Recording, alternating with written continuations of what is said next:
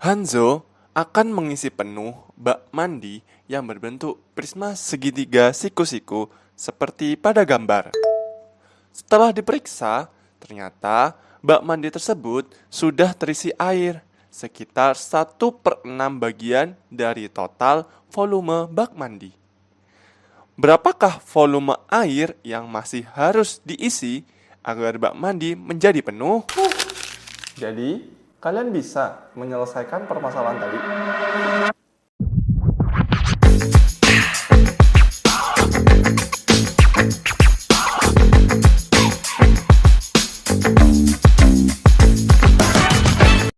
Halo, aku Kak Kris. Sebelum kita memasuki materi yang akan dibahas, Kakak akan memberikan aturan terlebih dahulu untuk mengikuti pembelajaran melalui video ini. Aturan yang pertama, kalian harus menjawab apapun yang Kakak tanyakan. Bisa dipahami? Ayo dong dijawab.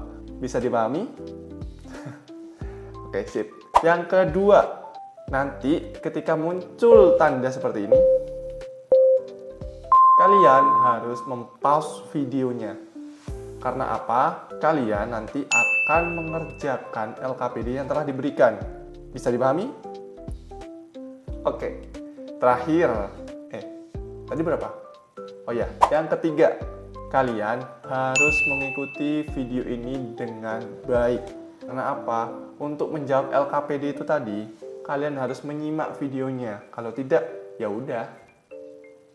Ya udah. Ya udah. Oke, tadi kan di awal video sudah diberikan sebuah permasalahan nih, yaitu si Andi ingin membuat papan nama.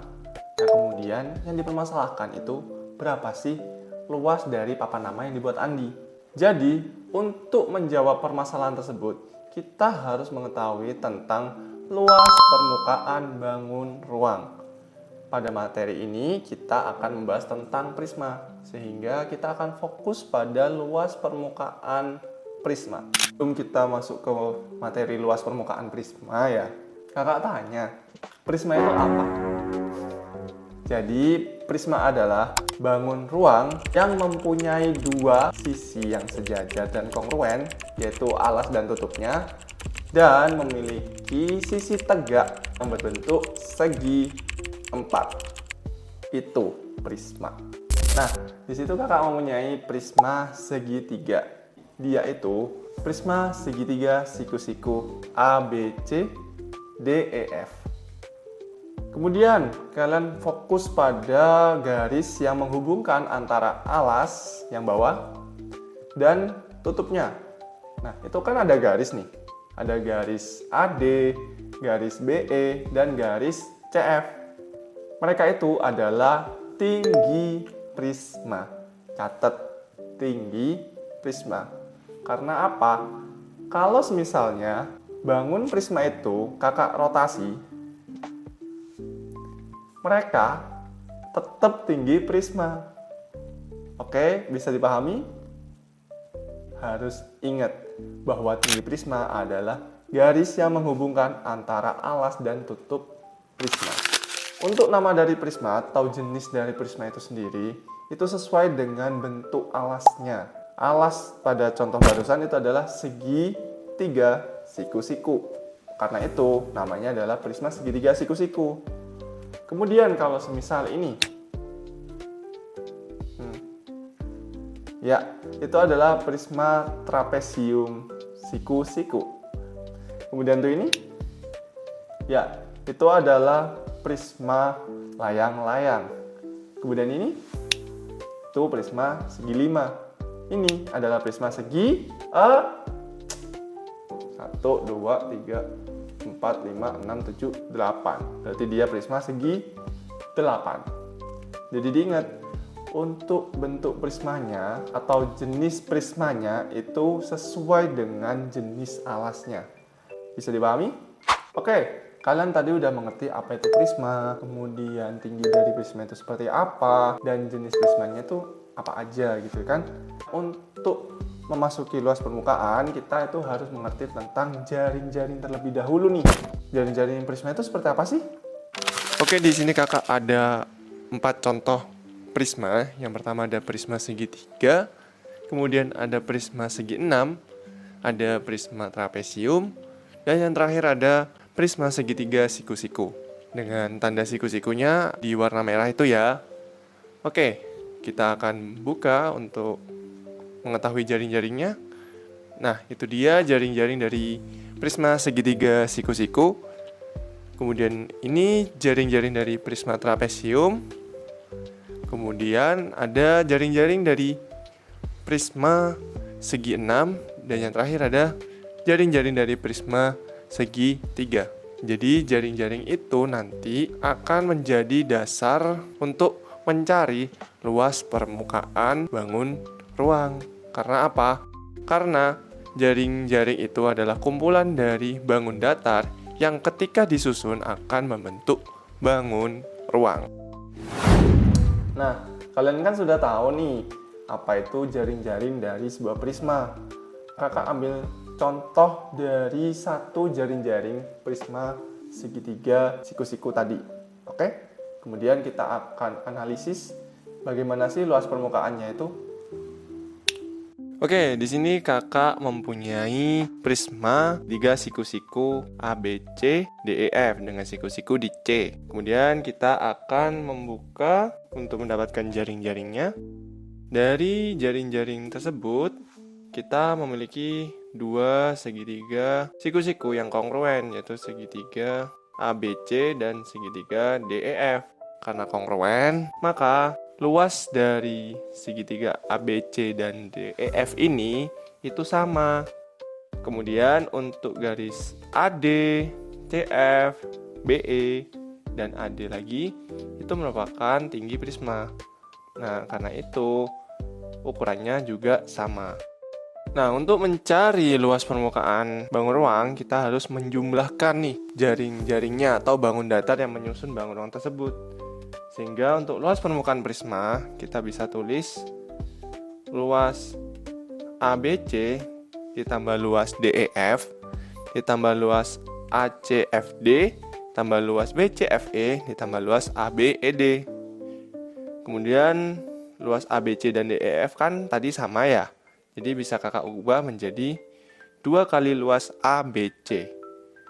Kemudian untuk mencari luas segi 4, nah itu kan bentuknya persegi panjang ya. Otomatis untuk mencari luasnya itu panjang kali lebar. Sehingga kita tinggal masukkan panjang dan lebarnya dari segi 4 tersebut. Oke, kemudian kita lihat nih. Di situ ada AD, BE, CF. Dari situ bisa kakak keluarkan nih karena dia sama ya kan. Sehingga didapatkan AB tambah BC tambah AC dikalikan dengan AD gitu. Kita fokus di yang di dalam kurung nih. Itu adalah keliling dari segitiga. Bisa dicek. Nah, sehingga untuk mencari luas permukaan prisma itu sama dengan 2 kali luas alas ditambah dengan keliling alas dikalikan tinggi prisma. Oke, sekarang tahu kan? Luas permukaan prisma itu 2 kali luas alas ditambah keliling alas dikalikan tinggi prisma. Oke. Selanjutnya, untuk memantapkan ilmu kalian atau materi yang barusan, kakak ada 2 contoh nih. Yang biru atau yang merah.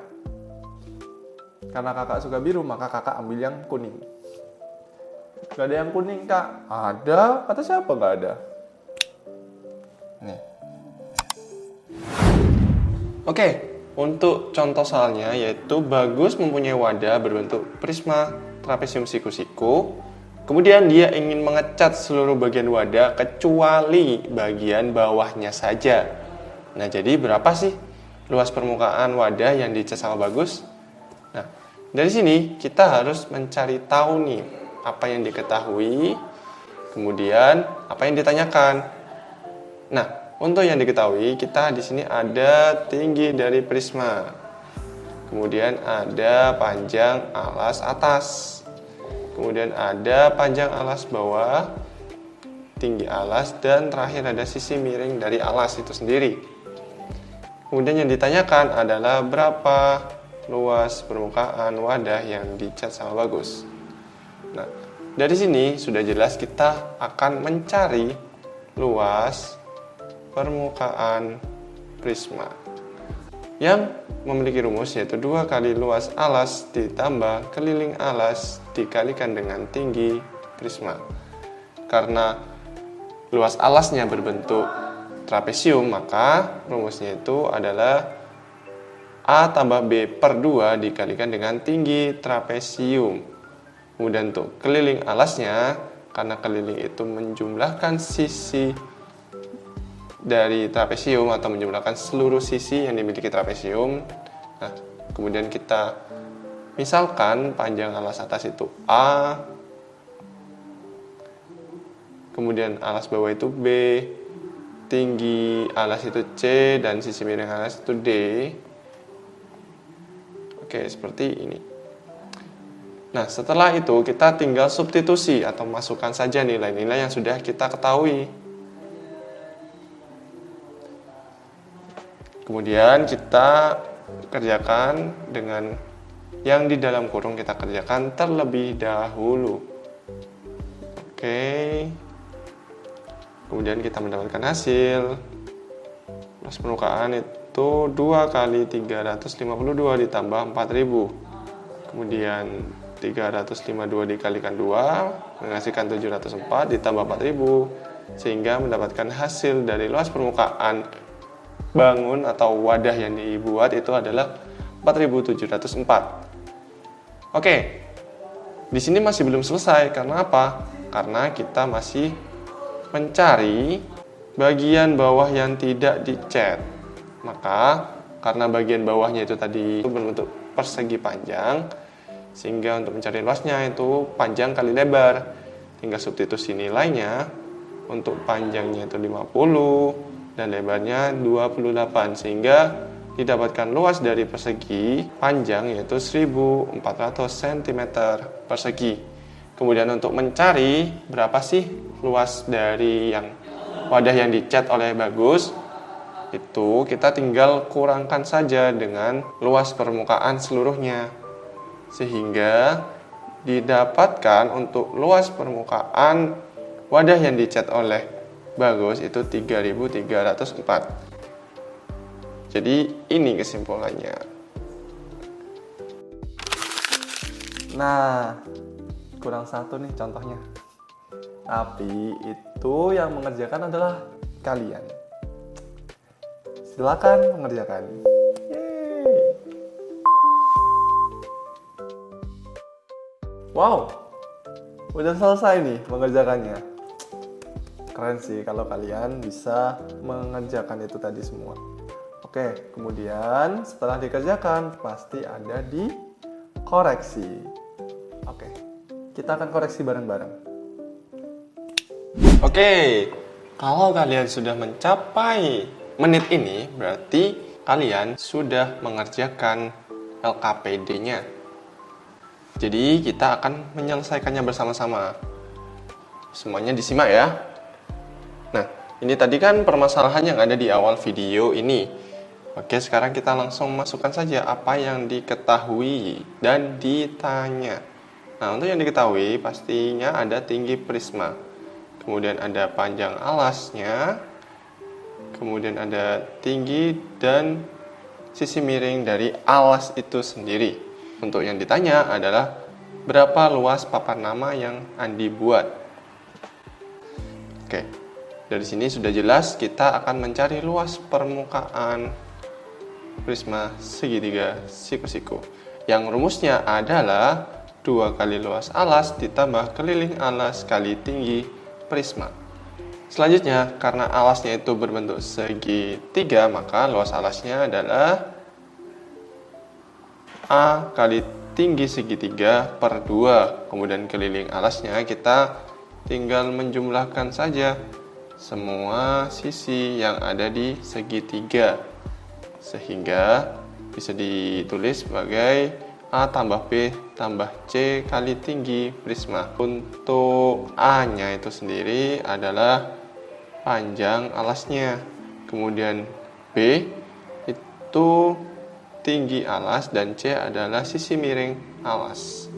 Oke, kita substitusi nilai yang ada.